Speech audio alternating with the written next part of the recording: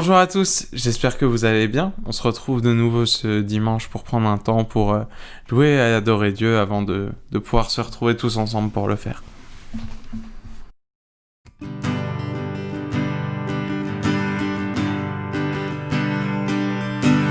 roi dans sa beauté, vêtu de majesté, la terre est dans la joie, la terre est dans la joie, sa gloire resplendit, l'obscurité s'enfuit au son de sa voix, au son de sa voix. Combien Dieu est grand, chantons-le combien Dieu est grand, et tous verront combien Dieu est grand.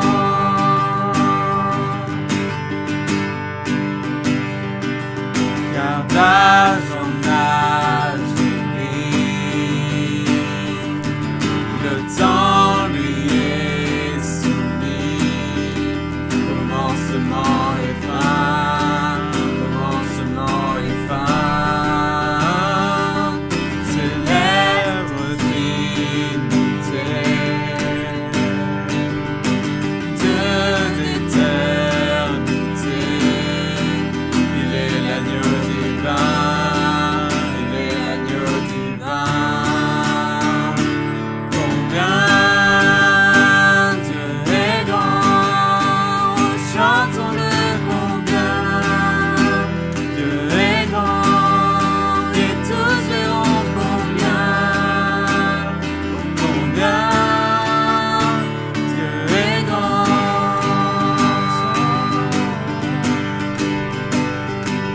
Son nom est tout puissant, il est digne de louange. Je chanterai combien Dieu est grand. Son nom est tout puissant, il est digne de louange. Je chanterai combien Dieu est grand.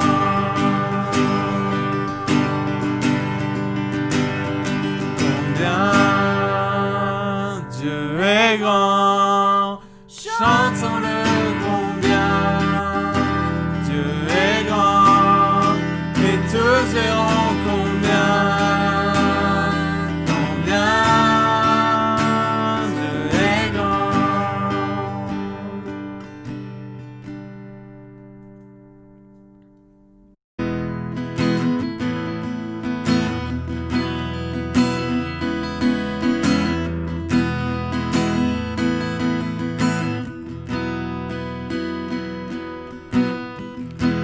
Seigneur, tu me cherches, tu me connais, et si je t'oubliais, je sais que tu m'aimes. Ta sainte présence, elle m'envira, et à chaque moment, oui, je sais que tu m'aimes. Oh, je sais que tu m'aimes. À la croix je me prosterne, où ton sang coula pour moi. Aucun amour n'est plus grand. Tu as gloire remplit les lieux très hauts, rien ne peut nous séparer.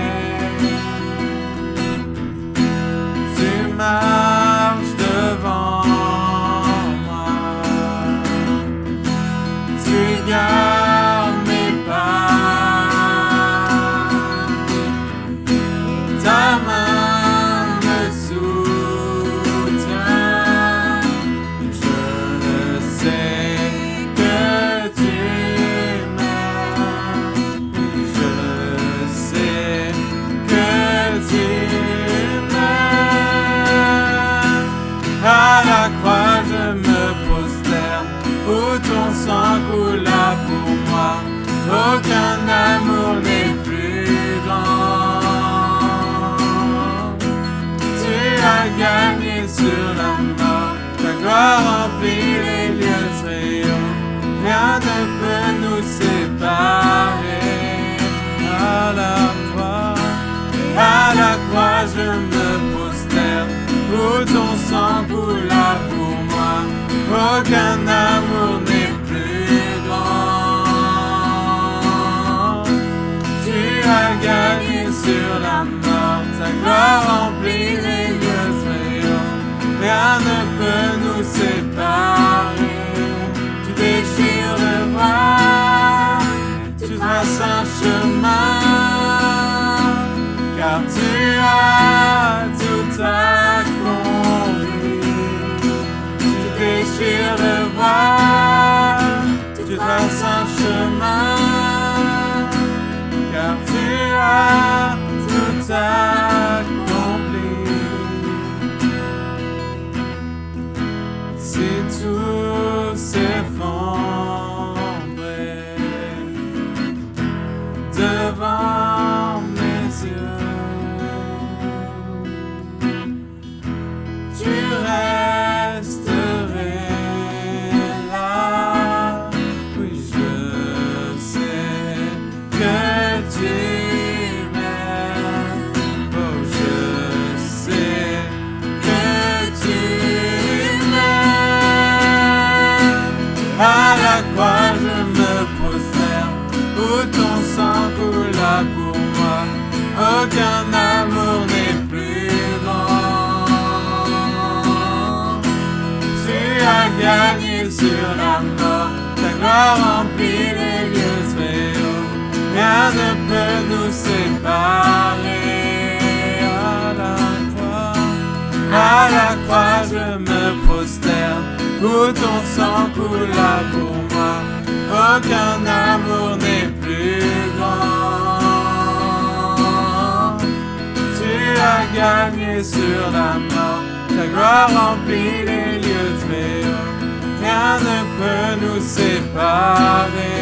Tu déchires le voile, tu traces un chemin, car tu as tout accompli.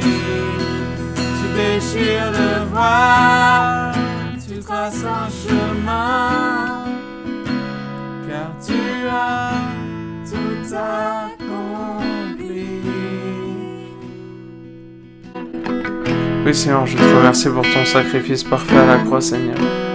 Merci pour qui tu es, merci car tu es saint, saint, saint et 3 fois saint. Merci car tu es bon et glorieux, Seigneur.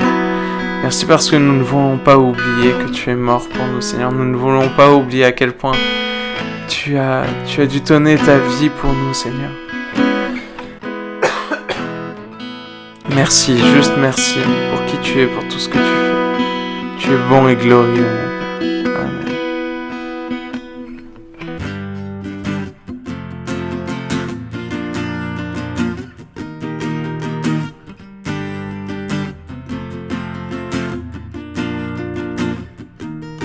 Tu m'as ébloui par tes mélodies, tu m'entoures d'un chant d'amour, chant de délivrance devant mes ennemis. Toutes mes craintes s'enfuient, je ne suis plus esclave esclave de la peur. Je suis enfant de Dieu. Je ne suis plus esclave de la peur. Oh, je suis enfant de Dieu. Avant ma naissance, tu m'avais choisi, appelé par ton nom. Tu m'as adopté, je suis de ta famille. Ton sang coule dans mes veines. Je ne suis plus esclave de la peur. Je suis enfant de Dieu. Je ne suis plus esclave de la peur. Oh, je suis enfant de Dieu. Oh, oh, oh, oh,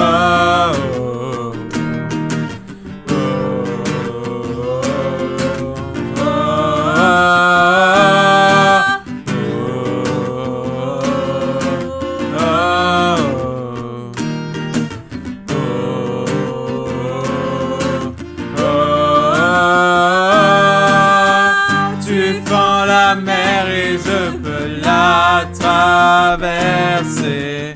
Mes peurs se noient dans ton amour. Tu m'as sauvé, alors je peux chanter. Je suis enfant de Dieu. Tu fends la mer et je peux la traverser. Mes peurs se noient dans ton amour. Tu m'as sauvé, alors je veux chanter. Je suis enfant de Dieu. Je suis enfant de Dieu.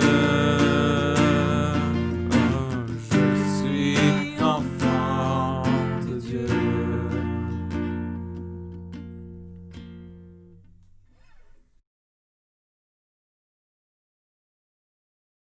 Chers frères et sœurs en Christ, chers amis, bonjour, nous sommes le dimanche 31 mai 2020.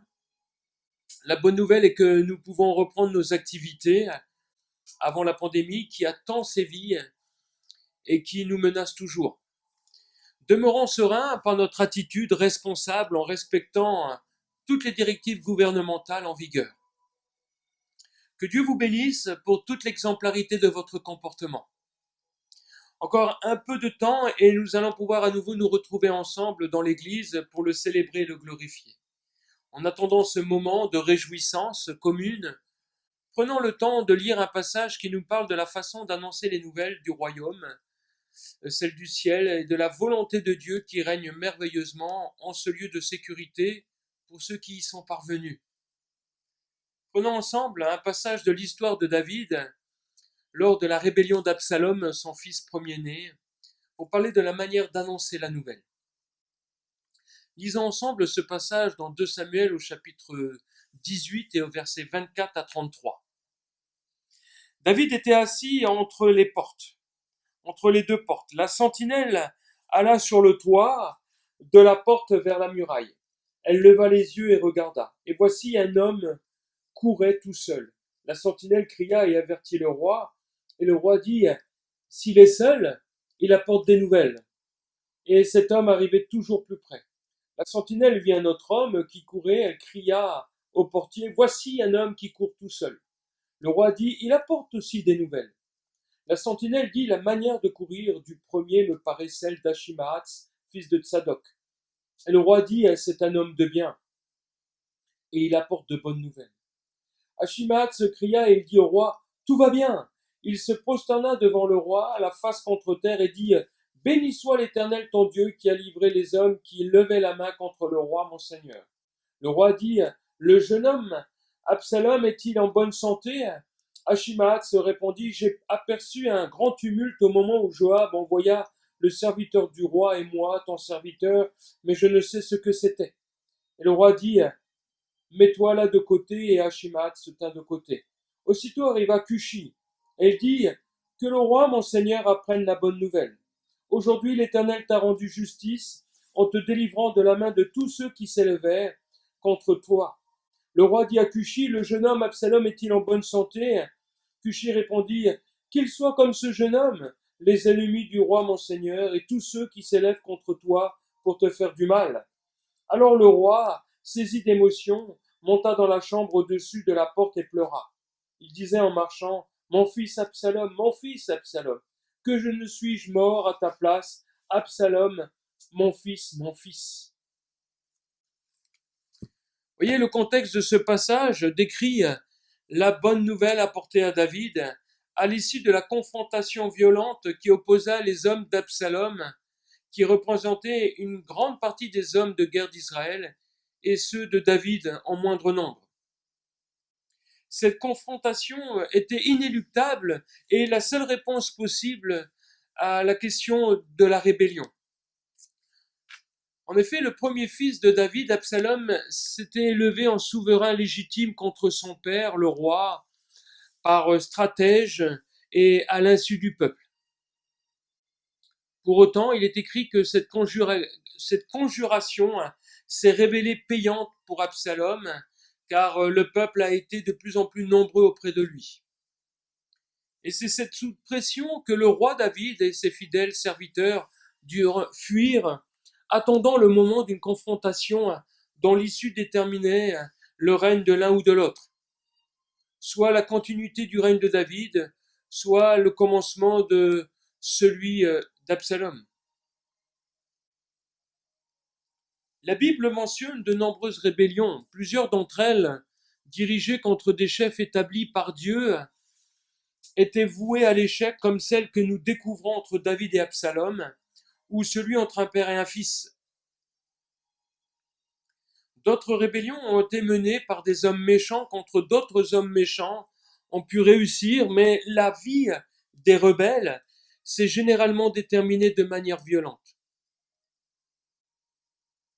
Enfin, de bonnes rébellions ont été menées pour mettre fin à des agissements injustes et libérer le peuple de l'oppression, pour lui offrir la possibilité de revenir à Dieu.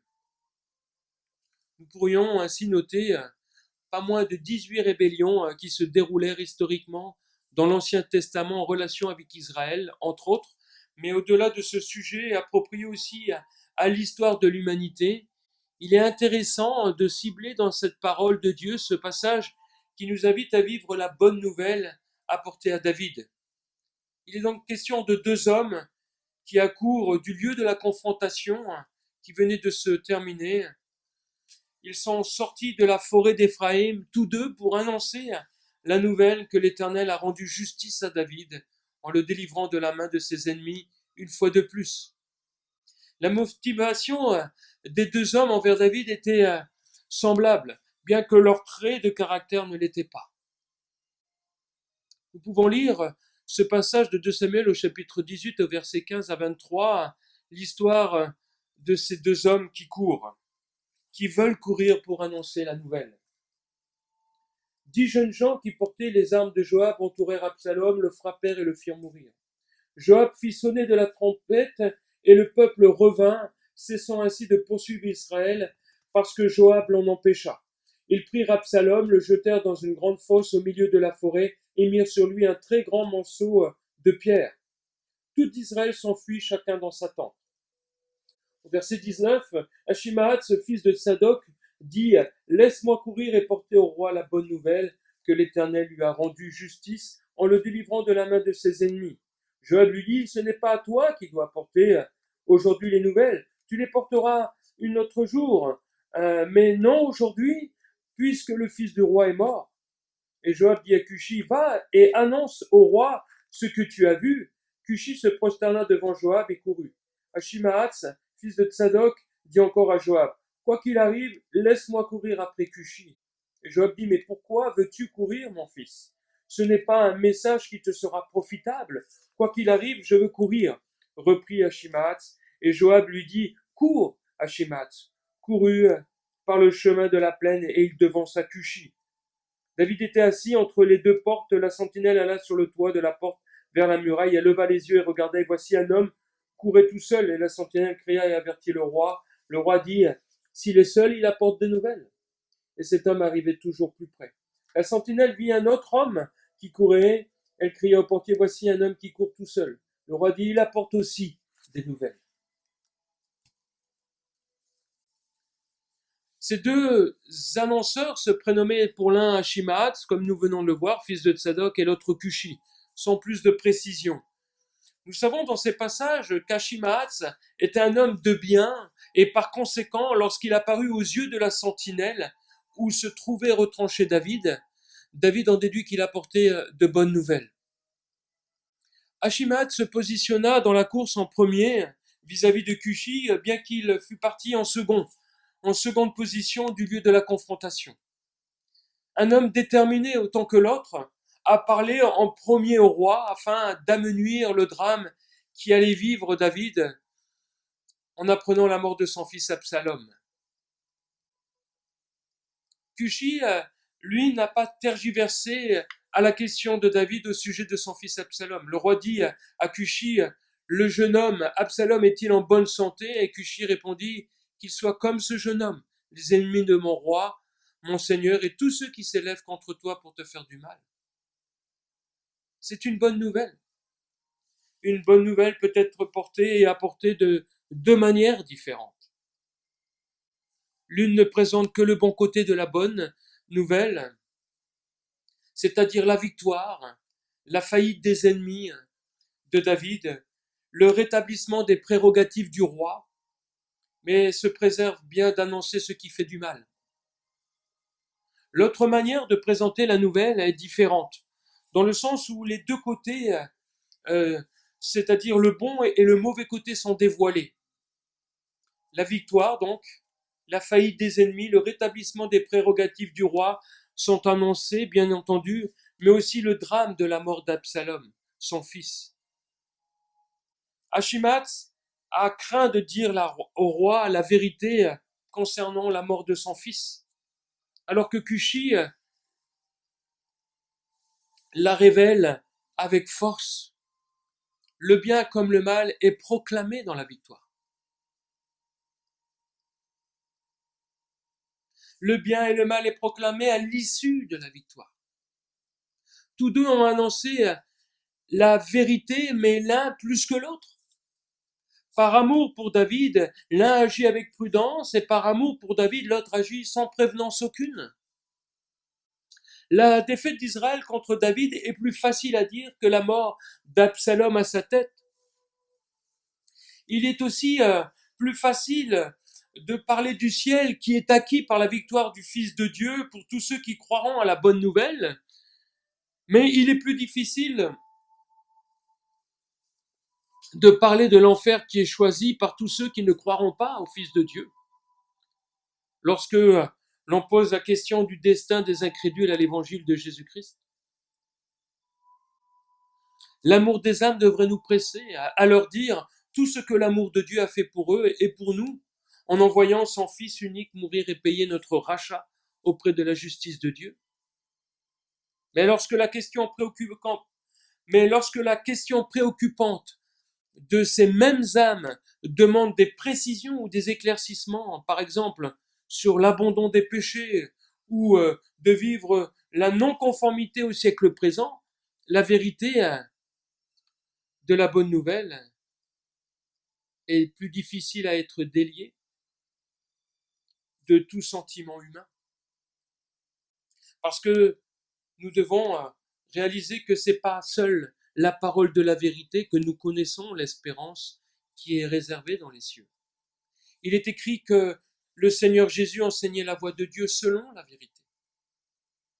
Il est encore écrit que le jugement de Dieu est selon la vérité.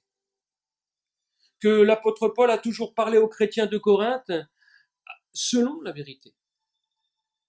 Il doit en être ainsi de nous aussi, qui avons cru depuis peu ou depuis longtemps au sujet de la victoire de Christ sur le péché dont le salaire est la mort, ou la ruine éternelle pour toute âme non rachetée. Éphésiens nous dit en chapitre 4 et au verset 25, « Vous, ce n'est pas ainsi que vous avez appris Christ. Si du moins vous l'avez entendu, et si conformément à la vérité qui est en Jésus, c'est en lui que vous avez été instruits à vous dépouiller. Eu égard à votre vie passée, du vieil homme qui se corrompt par les convoitises trompeuses, à être renouvelé dans l'esprit de votre intelligence et à revêtir l'homme nouveau, créé selon Dieu, dans une justice et une sainteté que produit la vérité. C'est pourquoi renoncez au mensonge et que chacun de vous parle selon la vérité à son prochain, car nous sommes membres les uns des autres. Nous devrions nous comporter ainsi avec nous-mêmes, avec autrui, et avec nos frères et sœurs en Christ. Dans le livre de l'Apocalypse, il y a aussi une bonne nouvelle qui est annoncée. Au chapitre 12, nous pouvons lire ensemble au verset 10 et 11.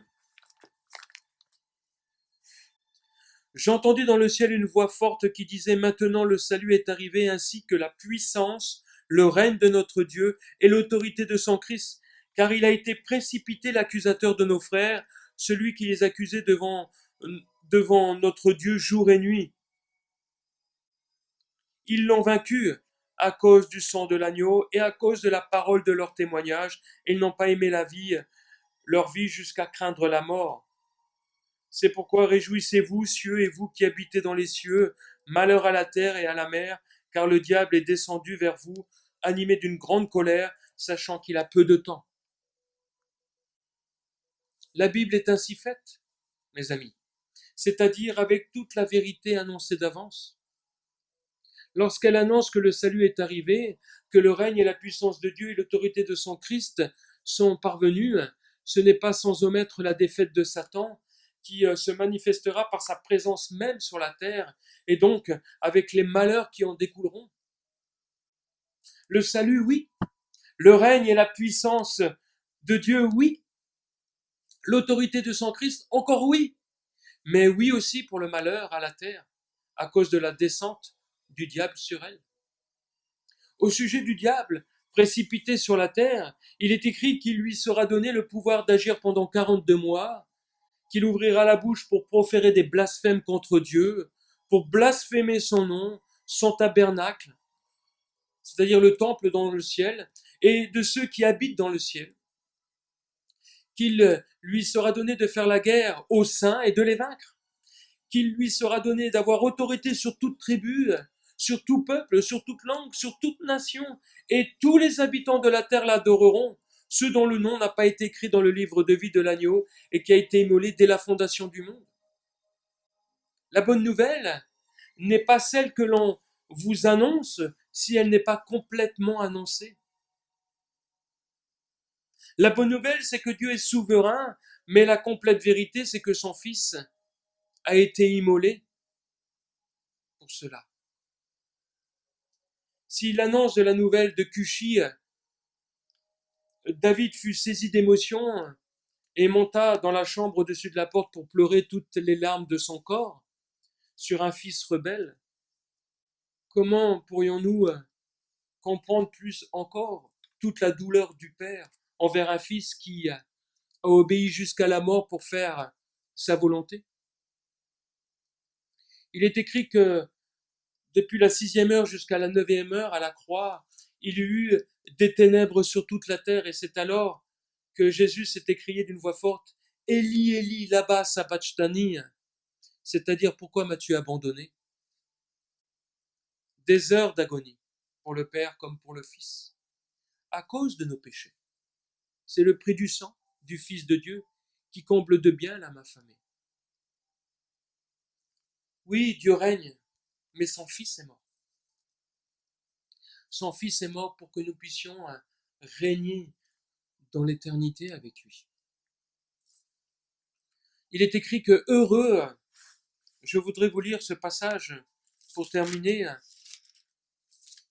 la façon dont nous devons annoncer la nouvelle.